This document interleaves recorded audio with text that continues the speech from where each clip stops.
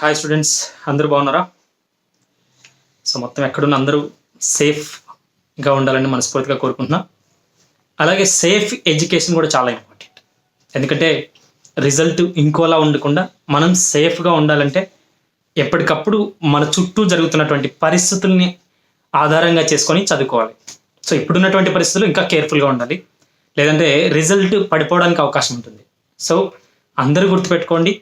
So చాలామంది అడిగినటువంటి సమస్య ఏంటంటే మోస్ట్లీ రికార్డ్స్ ఎలా రాయాలి, ఎంపీసీ బైపీసీ వాళ్ళు ఎక్స్పెషల్లీ సార్ రికార్డ్స్ ఎలా రాయాలి ఈ సంవత్సరం, మా టీచర్స్ ఇప్పటికే రికార్డ్స్ ఇచ్చారు, మరి ఈ రికార్డ్స్ని మనం ఎలా రాస్తే బాగుంటుంది. అసలు మామూలుగా అయితే ఇంతకుముందు ఎలా ఉండేది అంటే ఐపీఈ చెప్పేటప్పుడు కేర్ఫుల్గా, అలాగే రోజు ఒక డయాగ్రాము, దానికి సంబంధించినటువంటి థియరీ ఎలా చదవాలి, ఎలా రాయాలి అనేటువంటి ప్రాక్టీస్ ఉండేది. సో హోంవర్క్ ఉండేది. సో ఇలా క్లాస్లోనే వర్క్ ఇచ్చి ఈ వర్క్ని చూసేవాళ్ళు అనమాట. దగ్గరికి వచ్చి ఎలా రాస్తున్నాడు, ఏంటి, సో ఎలా గుర్తిస్తున్నాడు అసలు అనేది అన్నీ క్లియర్గా చూసేవాళ్ళు. కానీ ఇప్పుడు అటువంటి పరిస్థితి లేదు. సో అటువంటి పరిస్థితి లేనప్పుడు ఇప్పుడు రికార్డ్స్ రాసేటువంటి పద్ధతి ఎలా ఉండాలి, ఏంటి అనే దాని గురించి ఈ వీడియో అనమాట. ఇంకా నా ఛానల్ సబ్స్క్రైబ్ అయితే సబ్స్క్రైబ్ చేయండి, అలాగే మీ ఫ్రెండ్స్కి షేర్ చేయండి. ఎందుకంటే తెలియని విషయం 10 మందికి చెప్తే చాలా యూస్ఫుల్ అవుతుంది. కాబట్టి మీ నియరెస్ట్ ఫ్రెండ్స్ ఉన్నటువంటి వాళ్ళందరికీ కూడా షేర్ చేయండి. ఇంకా నా ఛానల్ సబ్స్క్రైబ్ చేయకపోతే సబ్స్క్రైబ్ చేయండి. సో మామూలుగా రికార్డ్ అంటేనే ఒక ఎగ్జామ్ లాంటిది నా ఉద్దేశంలో. Especially intermediate second year MPC BiPC వాళ్ళకి ఒక రికార్డ్ అంటే ఖచ్చితంగా రాయాలి వాళ్ళు. అంటే record equal to public exam అనమాట. ఎందుకంటే మనం అంత కేర్ఫుల్గా రాస్తాం. ఎస్పెషల్లీ ఒక డయాగ్రామ్ వేసి దాని పక్కన థియరీ రాస్తాం. అది కూడా క్లియర్ కట్గా డయాగ్రామ్ చూస్తూ థియరీ రాసేవాళ్ళు ఒక 60% అలాగే రాస్తూ ఉంటారు. అదే మైండ్ సెట్ ఎగ్జామ్లో కూడా ఉపయోగపడుతుంది. ఎందుకంటే అలా రాయడం ద్వారా మనం పబ్లిక్కి సన్నద్ధం అవుతున్నామని అర్థం. ఇంకొక విషయం ఏంటంటే కొంతమంది ఈ రికార్డ్స్ని వేరే వాళ్ళకి ఇచ్చి రాపిస్తూ ఉంటారు. చాలా వరకు ఒక 10% ఇలా కూడా జరుగుతూ ఉంటుంది. వాళ్ళకి టైం ఉండకనో, లేకపోతే వాళ్ళకి రాకనో డయాగ్రామ్స్ వేయడమో, ఇట్లా వేపించడమో జరుగుతూ ఉంటుంది. సో ఆల్టర్నేట్ అంటూ పెట్టుకోకండి రికార్డ్స్ రాసే దాంట్లో. ఎందుకంటే కంపల్సరీ మీరు రాస్తేనే చాలా యూస్ఫుల్ ఉంటుంది. సో కంపల్సరీ రికార్డ్స్ మీరే రాయండి. పక్కన వాళ్ళకి ఇవ్వడం ద్వారా పక్కన వాళ్ళకి ఎడ్యుకేషన్ వస్తుంది తప్ప మనకు రాదు. పబ్లిక్లో ఒక క్లియర్ మైండ్ కట్ రావాలంటే ఖచ్చితంగా మనమే రికార్డ్స్ రాయాలి.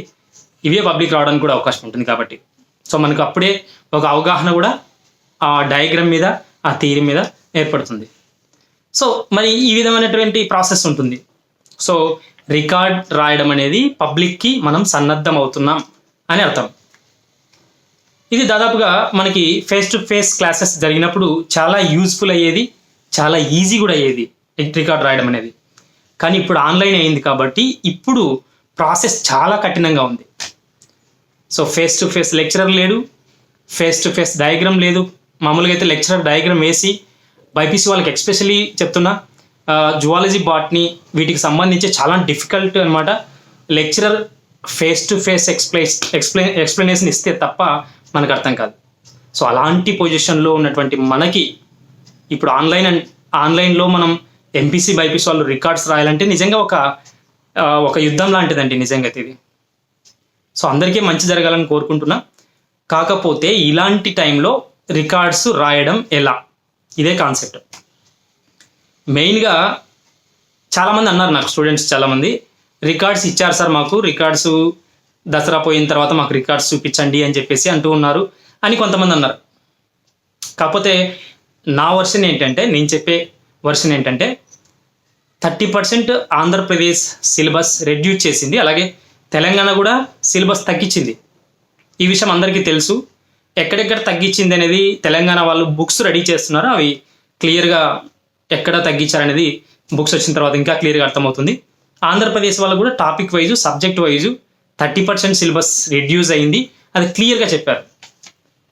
సో మరి ఆంధ్రప్రదేశ్లో అకాడమిక్ క్యాలెండర్ రాలేదు కాబట్టి ఇప్పుడు మనకు రికార్డ్స్ ఇచ్చి మీరు రాసుకొని రండి అంటే ఆన్లైన్లో విన్నటువంటి వాళ్ళకి నిజంగా ఇది షాక్. అయ్యో రికార్డ్స్ ఎలా రాయాలి, మామూలుగా ఫేస్ టు ఫేస్ వింటేనే రికార్డ్స్ రాయడం కొంచెం కష్టం. సో ఇప్పుడు దాదాపు 70% కష్టం. అందులో నార్మల్ స్టూడెంట్కి 90% కష్టం అవుతుంది. సో ఇలాంటి టైంలో మరి రికార్డ్స్ రాయాలి అని అంటే నేను చెప్పే సలహా ఏంటంటే రికార్డ్స్ రాయడం డిలే చేయడం కొంచెం మంచిది. ఎందుకంటే గవర్నమెంట్ అనేది ఇప్పటికీ 30% సిలబస్ రెడ్యూస్ చేసింది. ఇంకొంచెం టైం తీసుకొని ఈ కరోనా అనేది ఈ వైరస్ ఇలాగే కొనసాగితే విద్యా సంస్థలు తెరవకూడదు అని అనుకున్నప్పుడు ఖచ్చితంగా 40% సిలబస్ రెడ్యూస్ చేయడానికి కూడా అవకాశం ఉండొచ్చేమో. అదే జనవరి దగ్గర స్టార్ట్ అయింది అనుకోండి అకాడమిక్ ఇయర్, ఇంకొంచెం రెడ్యూస్ చేయడానికి అవకాశం ఉంటుంది. ఎందుకంటే అకాడమిక్ ఇయర్ క్యాన్సిల్ చేయకుండా ఎగ్జామ్స్ పెట్టాలి అనుకున్నప్పుడు 30%కి పెంచి కూడా కట్ చేసే అవకాశం ఉంది సిలబస్ని. అంటే 40% వరకు. ఇన్ కేసు 50% వరకు కూడా సిలబస్ తగ్గించే అవకాశాలు ఉన్నాయనుకోండి, అప్పుడు రికార్డ్ రాసి ప్రయోజనం ఉండదు. సో కాబట్టి ఇప్పుడు టీచర్స్ అయితే ప్రెజర్ చేస్తూ ఉండొచ్చు రికార్డ్స్ రాయండి అని. కాకపోతే ఇది కొంచెం డిలే చేయడమే కొంచెం మంచిది అని నేను అనుకుంటున్నా. ఎందుకంటే ఆ సిచ్యువేషన్ బట్టి గవర్నమెంట్స్ అప్పటికప్పుడు నిర్ణయాలు తీసుకోవడం జరుగుతుంది. సో రికార్డ్స్ రాయడం అనేది ఒక యుద్ధం లాంటిదే, అయినప్పటికీ తప్పదు, కొన్ని రూల్స్ అండ్ రెగ్యులేషన్స్ పాటించాల్సిందే. కాకపోతే కొంచెం డిలే చేయడం మంచిది. గవర్నమెంట్ నుంచి ఇంకా ఏమైనా మనకు యూస్ఫుల్, అలాగే అకాడమిక్ ఇయర్ కొనసాగుతుంది కాబట్టి మనకు అకాడమిక్ ఇయర్కి చాలా తక్కువ టైం ఉంది కాబట్టి ఎస్పెషల్లీ ఖచ్చితంగా ఏమైనా తగ్గిస్తారా? ఇంకా 30% నుంచి 40% వెళ్తుందా? ఇంకా మించిపోతే 50% వెళ్తుందా? సో ఈ డౌట్స్ అన్నీ కూడా మెయిన్ విద్యావేత్తల్లో ఉన్నాయి. అయినప్పటికీ కూడా గవర్నమెంట్ ఇంకా ఏం చెప్పలేదు కాబట్టి ఇంకా ఏమైనా ప్రాసెస్ ముందుకు తీసుకెళ్లే అవకాశం ఉంటుందా? అకాడమిక్ ఇయర్ కంపల్సరీ ఒక 6 monthsలో లేదంటే 5 monthsలో కంప్లీట్ చేయాలనుకున్నప్పుడు ఇవన్నీ కూడా షార్టేజ్ అయిపోతాయి. సో రికార్డ్స్ రాయాలన్నప్పుడు కొంచెం ఆగండి.